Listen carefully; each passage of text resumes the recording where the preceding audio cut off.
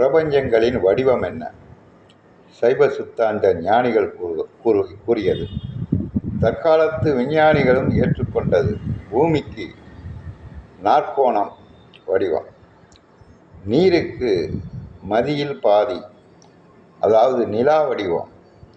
புரியுங்களா? நீருக்கு. நெருப்புக்கு முக்கோண வடிவம். புரியுங்களா? காற்றுக்கு அறுகோண வடிவம், ஆகாயத்துக்கு வட்ட வடிவம்.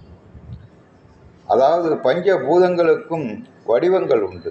இந்த வடிவத்தை கூறியவர்கள் ஞானிகள். மெய்கண்ட நாயனார், மறைஞான சம்பந்தர், அருணந்தி சிவாச்சாரியார், உமாபதி சிவாச்சாரியார்.